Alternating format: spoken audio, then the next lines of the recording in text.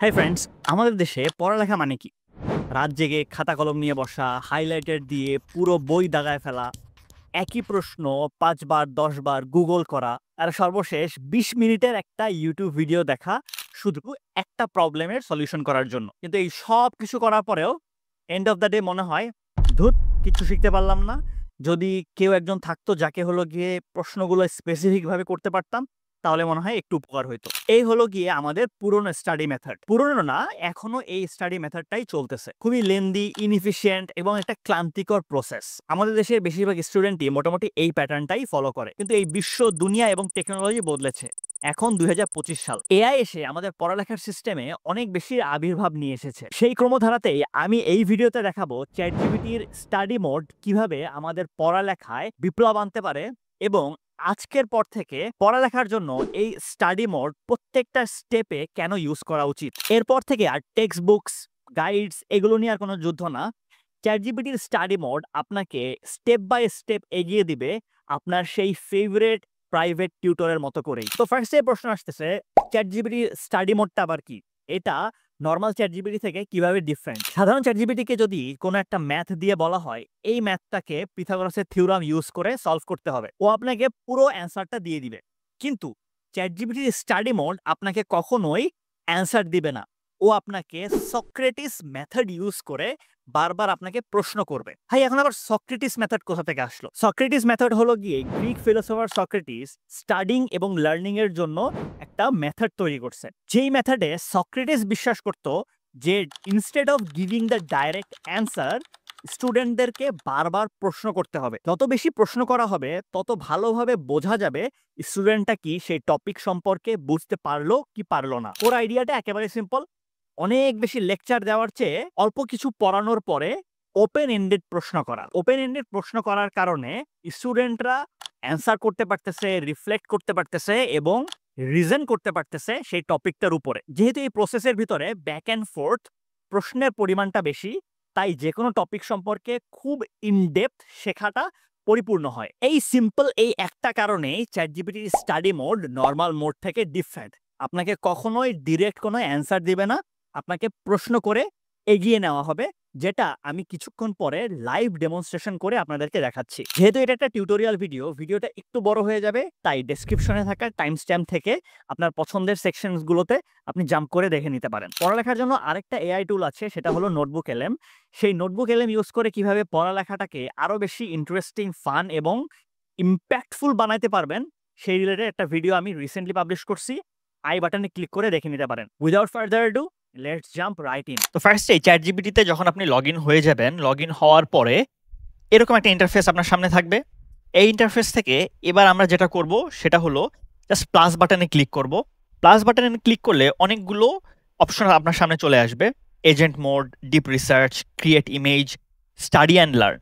Depending on whether you are using a paid version or a free version, আপনার হয়তো এইখানে অপশনসগুলো কিছুটা তারতম্য বা চেঞ্জ থাকতে পারে। কিন্তু আপনার ফ্রি ভার্সন হোক বা পেইড ভার্সন হোক, স্টাডি অ্যান্ড লার্ন ফিচারটা প্রত্যেকটা ভার্সনের মধ্যেই আছে।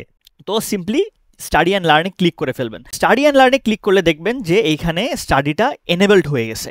যতক্ষণ পর্যন্ত স্টাডি এনেবলড থাকবে তার মানে আপনি হলো গিয়ে স্টাডি মোড এর মধ্যে আছেন। তো স্টাডি মোড কারেন্টলি আমাদেরকে 3 ভাবে হেল্প করতে পারবে, এবং আমরা যত যা করব না কেন সবকিছু আসলে ঘুরে ফিরে এই 3 ভাগের আন্ডারেই চলে আসে কোনো না কোনো ভাবে। তো 3টা ধরন কি কি? Help me with my homework, explain a topic to me, create a practice quiz.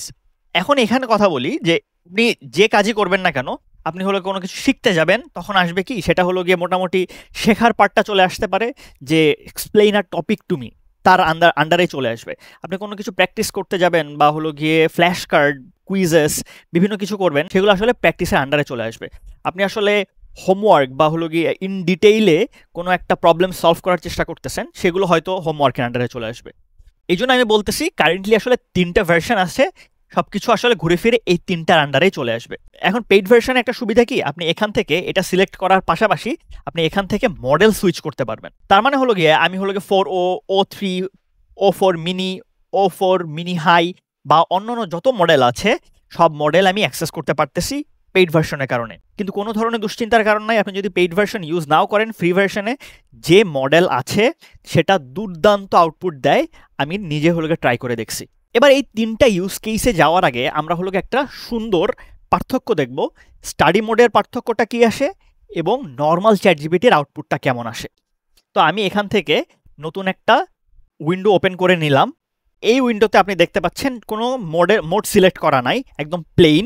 এবং এইখানে আসলে দেখতে পাচ্ছেন আমার স্টাডি মোডটা সিলেক্ট করা আছে। আমি দুইজনকেই একই ধরনের প্রশ্ন করব, আপনি দেখতে পাবেন দুইজনের অ্যান্সারের ধরনটা কেমন হয়। কেন আসলে স্টাডি মোড সিলেক্ট করে আপনি পড়ালেখাই করবেন, অন্য কোনো কাজ করবেন না, এবং নর্মাল মোড ইউজ করে পড়ালেখা করলে কেন আপনার ক্ষতি হবে। তো আমি নর্মাল মোডে এই প্রশ্নটা করলাম, I need help solving this integral. এটা গিয়ে ক্যালকুলাসের একটা পার্ট, আমি গিয়ে এটাকে সলভ করতে চাই। নর্মালেও আমি দিলাম, দিয়ে আমি এন্টার দিয়ে দিলাম। আমি স্টাডিতেও দিলাম, দিয়ে আমি এন্টার দিয়ে দিলাম। আচ্ছা, আমার কাছে এখন 2টা অ্যান্সারই চলে আসছে।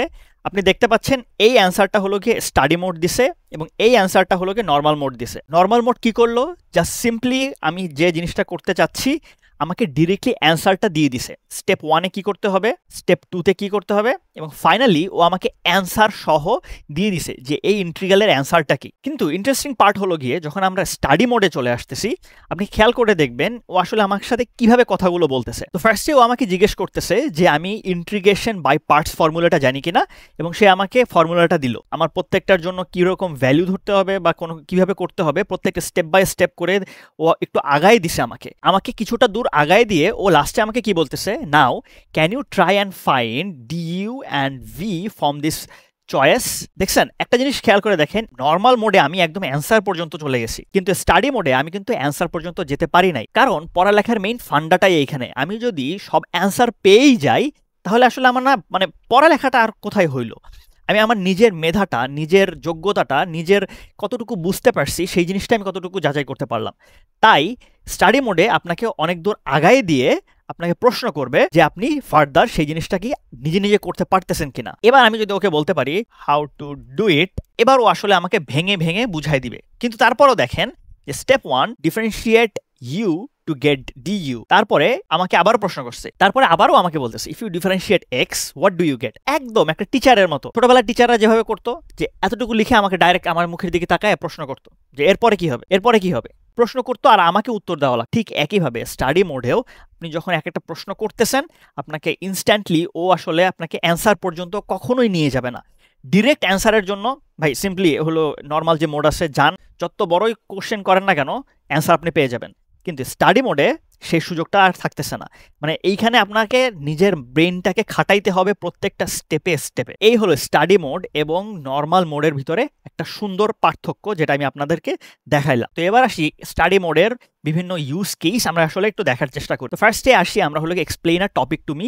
নর্মালভাবে এটা সিলেক্ট করলাম। তো যখনই আমি explain a topic to me select করলাম, ও আমাকে 3টা প্রশ্ন করলো। সবসময়ের জন্য চ্যাটজিপিটির স্টাডি মোড আপনাকে আপনার লেভেল অনুযায়ী গিয়ে আপনাকে শেখানোর চেষ্টা করবে। এই কারণে ও সবসময় আপনাকে যে প্রশ্নটা করবে, তুমি কোন টপিক শিখতে চাও এবং তোমার লেভেল বা গ্রেডটা কোন লেভেলের। কারণ যে ছেলেটা ক্লাস 10-এ আছে তাকে যদি পিএইচডি লেভেলে যে থাকবে তার মতো করে শেখায়, তার মতো করে অ্যান্সার দেয়, কোনো আসলে লাভ হবে না। তাই সে আপনাকে সবসময় জিজ্ঞেস করবে what grade or level are you at, এবং আপনাকে জিজ্ঞেস করবে যে আপনি কোন জিনিসটা শিখতে চাচ্ছেন এবং সেটার ভিতরে আপনার ডেপথটা কতটুকু। Also it will ask you আপনি আসলে কোনভাবে শিখতে পছন্দ করেন। আপনি কি ভিডিওস দেখে শিখতে পছন্দ করেন, এক্সাম্পলস দিয়ে শিখতে পছন্দ করেন, স্টেপ বাই স্টেপে শিখতে পছন্দ করেন, এই জিনিসগুলো ও কিন্তু আপনাকে জিজ্ঞেস করবে। তো আমি ওকে একটা সিম্পল প্রশ্ন করলাম যে আমি আসলে সেল ডিভিশন নিয়ে শিখতে চাই, আমি 12th গ্রেডে আছি এবং I prefer to learn with answers and explanation. আমি যখন এটা দিয়ে দিব, ও আমাকে এবার গিয়ে আমাকে একটা টপিক ডিসকাস করবে, কোথায় কি আছে, কিভাবে কাজ করে, স্টেপ বাই স্টেপ ভাবে ও যাচ্ছে। ও কিন্তু কখনো লম্বা একটা অ্যান্সার দেয় না। ও সবসময়ের জন্য একটা সার্টেন লেভেল পর্যন্ত যাওয়ার পরে সাথে সাথে আপনাকে একটা প্রশ্ন করে। খুবই মজার একটা জিনিস ও করলো কি, ফার্স্টে বললো what is cell division. Cell ডিভিশনের মধ্যে দুইটা পার্ট আছে, মাইটোসিস এবং মিওসিস। তারপরে মাইটোসিস কিভাবে কাজ করে এবং যে ফেজেসগুলো আছে মাইটোসিসে, সেই ফেজেসগুলো বললো prophase, metaphase, anaphase, telophase, cytokinesis, এই ফেজেসগুলো বললো। স্টেপ 3 তে আসতেছে মিওসিস, দ্য মিক্সিং মেশিন, এবং পারপাসটা বললো এবং ডিফারেন্সটা কি বললো, ইট হ্যাজ 2 ডিভিশন, মিওসিস 1 এবং মিওসিস 2।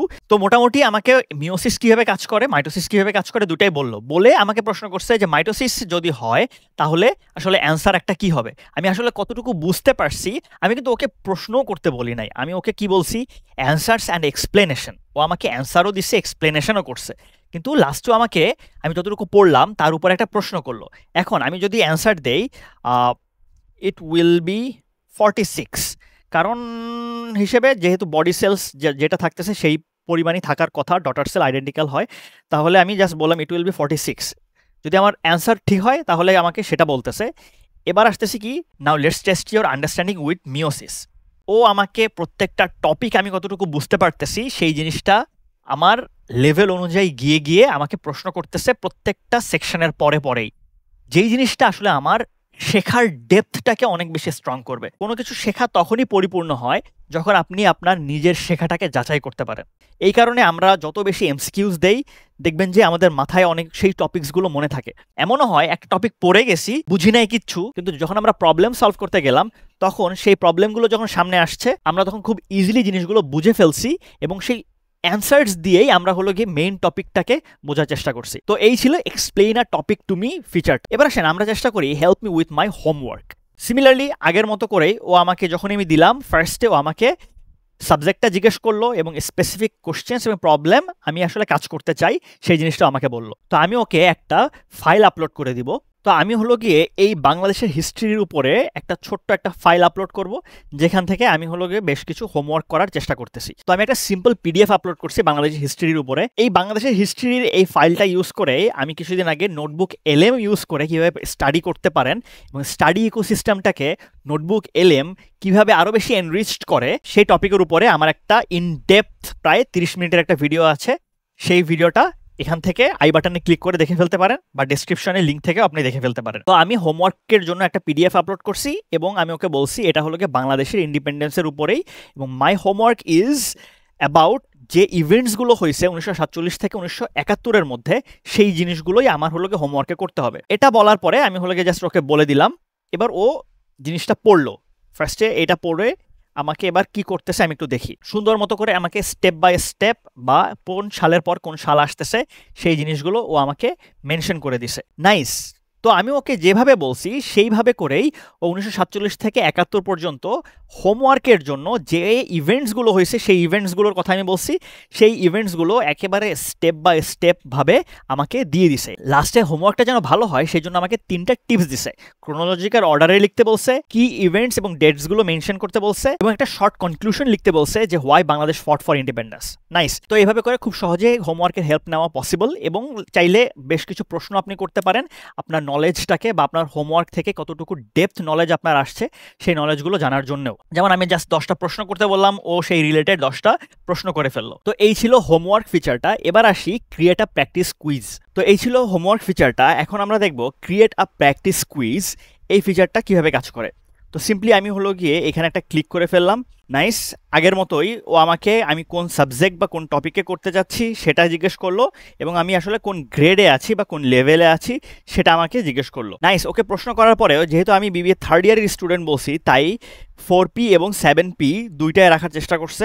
নাইস। আমি ওকে প্রশ্ন করার পরে যেহেতু আমি বিবিএ থার্ড ইয়ারের বলছি, তাই ও চেষ্টা করছে মার্কেটিং মিক্সের দুইটা ভ্যারিয়েশন আছে, সেটা হলো গিয়ে 4Ps এবং 7Ps, তো দুইটা রাখার চেষ্টা করছে। তো যদি আমি খেয়াল করি মাল্টিপল চয়েস কোশ্চেন্স ও আমাকে দিয়েছে 4টা, তারপরে শর্ট আনসার কোশ্চেন্স দিছে আবার 3টা, এবং অ্যাপ্লিকেশন এবং সিনারিও বেসড কোশ্চেন দিছে আরও 3টা। আমার কাছে অ্যাপ্লিকেশন এবং সিনারিও বেসড কোশ্চেন্সগুলো অনেক বেশি ইন্টারেস্টিং লাগছে, বিকজ আমি যখন ওকে জিজ্ঞেস করলাম যে আমি হলো গিয়ে শুধু মার্কেটিং মিক্স রিলেটেড একটা প্র্যাকটিস কুইজ চাই এবং আমি বিবিএ থার্ড ইয়ার, ওকে কিন্তু আমি স্পেসিফাই করে বলে দেই নাই আমার হলে মাল্টিপল চয়েস কোশ্চেন্স লাগবে বা শর্ট কোশ্চেন্স লাগবে। যেহেতু একটা পড়ালেখার সিনারিওর মধ্যে যাচ্ছি, একটা বিবিএ থার্ড ইয়ারের স্টুডেন্ট তার কোন ধরনের অ্যানালিটিক্যাল স্কিল থাকা উচিত, তার কোন ধরনের থিওরিটিক্যাল বেসড কোশ্চেন্স থাকা উচিত, ও কিন্তু সেই জিনিসটাকে অ্যাডাপ্ট করছে, অ্যাডাপ্ট করে সেই রিলেটেড প্রশ্ন দেওয়ার চেষ্টা করছে। তো এই পার্ট 3-র অ্যাপ্লিকেশন বা সিনারিও বেসড কোশ্চেন্সগুলো খেয়াল করি, আমি একজন বিবিএ গ্র্যাজুয়েট, আমি জানি এই প্রশ্নগুলো করা হয় বিভিন্ন কেস স্টাডি কম্পিটিশনে, বিভিন্ন প্রেজেন্টেশনে, তারপর বিভিন্ন সিনারিও বেসড যে অ্যাসাইনমেন্টস থাকে সেই সব জায়গায়। সেই প্রশ্নগুলো এতটাই হলো গিয়ে ক্রিটিক্যাল থিঙ্কিং রিলেটেড হয় যে আপনাকে বাধ্য করবে আপনার নিজের যে থিওরি রিলেটেড যে পড়ালেখাগুলো হয়েছে সেটাকে বাস্তবে খাটানোর জন্য। For example, imagine you are a marketing manager for Starbucks in Bangladesh. Suggest 2 ideas related to people process that can improve the customer experience. Just think about it. আপনি বাসায় বসে ফ্যানের নিচে বা হলো গিয়ে শুয়ে শুয়ে চ্যাটজিপিটির সাথে কথা বলতেছেন এবং চ্যাটজিপিটি আপনাকে বাধ্য করতেছে চিন্তা করতে আপনি একজন স্টারবাকসের মার্কেটিং ম্যানেজার বাংলাদেশ ব্রাঞ্চের, এবং আপনি হলো গিয়ে কিভাবে পিপল এবং প্রসেস রিলেটেড কাস্টমার এক্সপেরিয়েন্সটাকে এনহ্যান্স করবেন। এবং এই প্রশ্নগুলো যদি খেয়াল করেন, a new online grocery delivery service is launching in your city.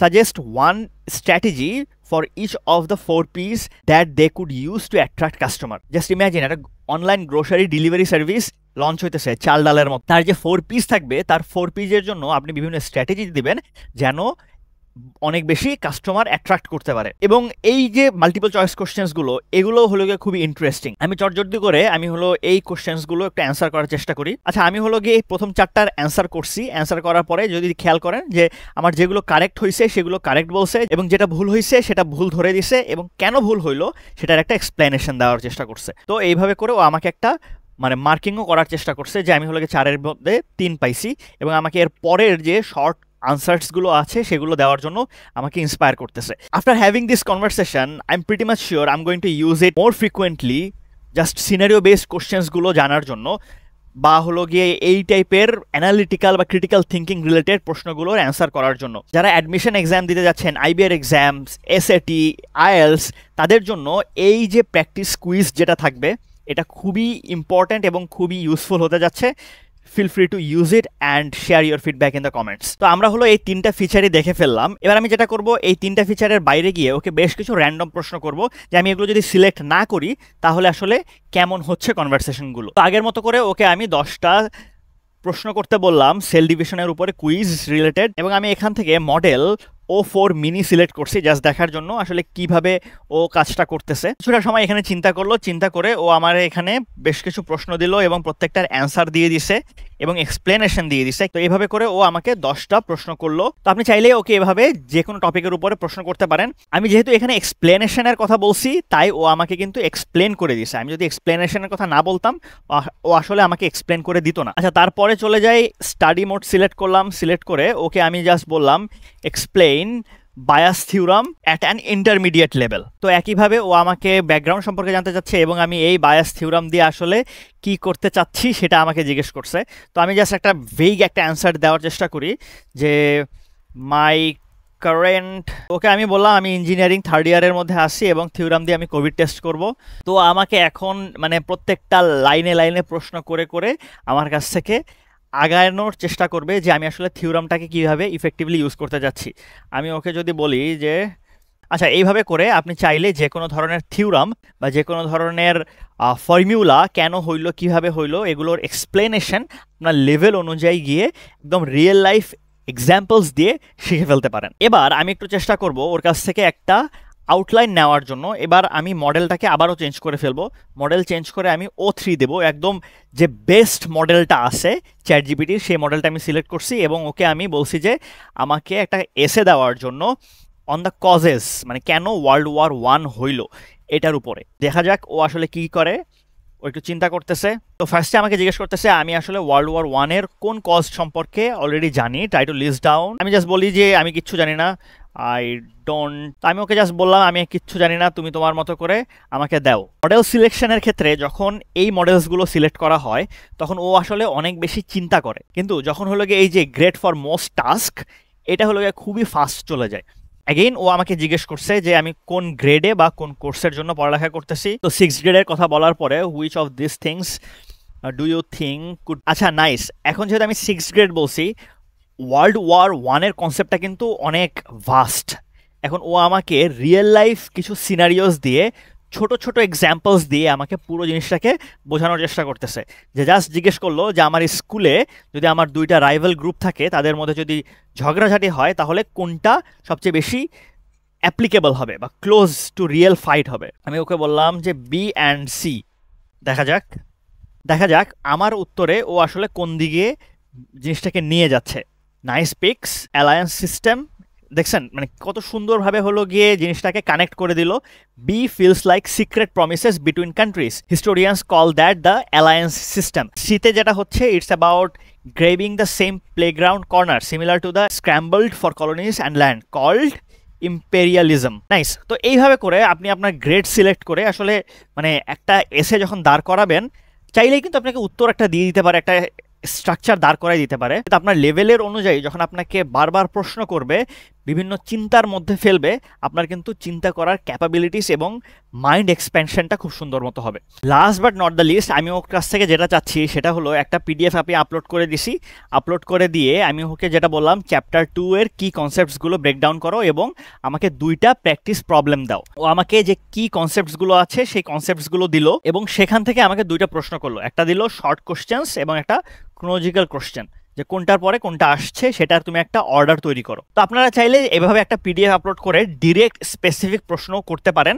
আমি এখানে আরেকটা যে জিনিসটা করব, আমি অ্যান্সার না করে আমি একটা প্রশ্ন করে ফেলতেছি যে create a flash card for this chapter 2। Nice. যদি একটু খেয়াল করে দেখেন, ফ্ল্যাশ কার্ডগুলো কি হয়, ফ্রন্টে প্রশ্ন থাকবে, ব্যাকে গিয়ে উত্তর থাকবে।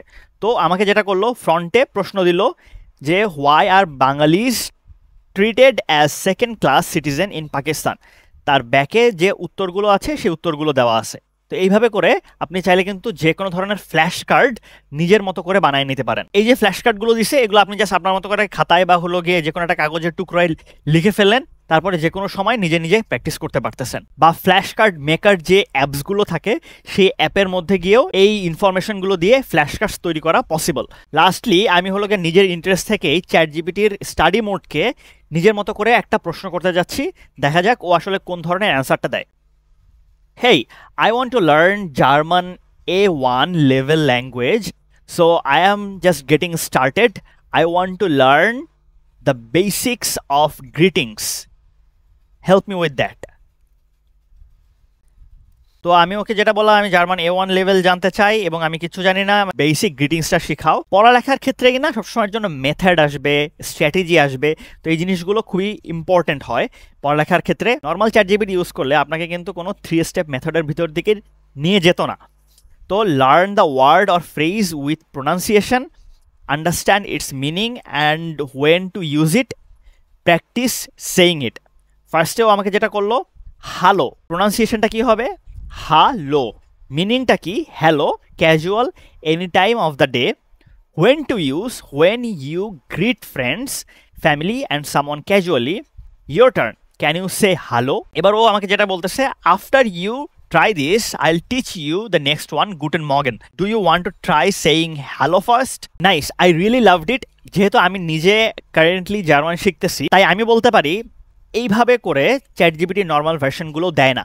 ওকে বুঝানো লাগে, বলা লাগে, তুমি হলো গিয়ে ফার্স্টে জার্মান ল্যাঙ্গুয়েজটা দাও, সেটার মানে সিলেবাসটা বা অ্যানোটেশনটা দাও, তারপর মিনিংটা দাও এবং কখন ব্যবহার করতে হবে সেটা দাও। ওকে বলা লাগে। আমাকে এই স্টাডি মোডে কোনো কিছু বলতেই হয় নাই, ও একদম স্পেসিফিকভাবে ধরে বলে দিছে।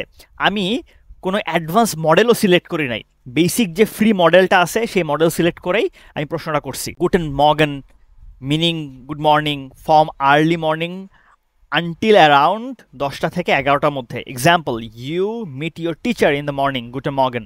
এইভাবে করে চ্যাটজিপিটির স্টাডি মোড ইউজ করে আপনি আপনার ওভারঅল পড়ালেখার জার্নিকে অনেক বেশি ফান, ইন্টারেস্টিং এবং ইন ডেপথ কোনো জিনিস সম্পর্কে শিখতে পারবেন। আমি যে ইউজ কেসগুলো দেখালাম এগুলো হলো গিয়ে জাস্ট 5টা-7টা ইউজ কেস। আপনি যখন এটাকে ইউজ করা শুরু করবেন, আমি কোডিংয়ের দিকে যাই নাই, আমি হিস্টোরির দিকে যাই নাই, আমি ইকোনমিক্সের দিকে যাই নাই, আমি বেশ কিছু আর্ট রিলেটেড পড়ালেখার মধ্যে যাই নাই, আমি লয়ের মধ্যে যাই নাই। যেই কারণে আপনার ফিল্ড রিলেভেন্ট পড়ালেখার জন্য আপনার মতো করে আপনি চ্যাটজিপিটির স্টাডি মোডটাকে ইউজ করবেন। এবং ফর শিওর 2026 সাল থেকে পড়ালেখার সিস্টেমটাই পুরো ওয়ার্ল্ড ওয়াইড চেঞ্জ হতে যাচ্ছে। তো এতক্ষণ আপনারা স্টেপ বাই স্টেপ প্রসেসের মাধ্যমে দেখলেন কিভাবে চ্যাটজিপিটি স্টাডি মোড আমাদের পড়ালেখায় একটা বিপ্লব আনতে পারে। কোনো বিষয় বা কোনো টপিকে নলেজ গ্যাদার করাটা বা পড়ালেখাটা সাকসেসফুল তখনই হয় যখন আপনি নিজে ব্রেন খাটায়ে সেই জিনিসটা শেখার চেষ্টা করতেছেন। এই চ্যাটজিপিটি 2022 সালে লঞ্চ হওয়ার পর থেকে পড়ালেখার 12টা বাজায় হচ্ছে। পোলাপান একটাও পড়ালেখা করে না, আমি নিজেও করি না। কিন্তু এই চ্যাটজিপিটি প্রায় 3 বছর পরে স্টাডি মোড লঞ্চ করছে শুধুমাত্র এই চিন্তা থেকেই যে ছেলেপেলে যেন ঠিকঠাক মতো পড়ালেখাটা করতে পারে। End of the day AI কে আমরা আমাদের লাইফে ইনকর্পোরেট করি আর না করি, পড়ালেখাটা যদি মানে বৃথা চলে যায়, স্টুডেন্টগুলো যদি কোনো কিছু শিখতেই না পারে, মাকাল ফল হয়ে যায়, তাহলে কিন্তু দিন শেষে এই এআই টুল ইউজ করার মতো ব্রেন থাকবে না মানুষের। তো আমি ভিডিওটা এন্ড করতে চাই এই নোট দিয়েই, অবশ্যই এআই টুল ইউজ করবেন, কিন্তু এআই টুলগুলো ইউজ করার সময় মেক শিওর এটা যেন আপনার থিঙ্কিং ক্যাপাবিলিটিসটাকে লিমিট করে না ফেলে। ভিডিওটা যদি ভালো লেগে থাকে একটা লাইক দিতে পারেন এবং সাবস্ক্রাইব করতে পারেন এরকম আরো অ্যামেজিং ভিডিওসের জন্য। চ্যাটজিপিটি ব্যবহার করে আপনি কিভাবে ইংলিশকে ইমপ্রুভ করতে পারবেন, আরো বেশি এফিশিয়েন্ট হতে পারবেন ইংলিশে, তার উপরে আমার পুরো একটা শর্ট কোর্স লঞ্চ করা আছে, কমপ্লিটলি ফ্রি। এইখান থেকে দেখে নিতে পারেন। Thank you so much for watching. See you in the next one.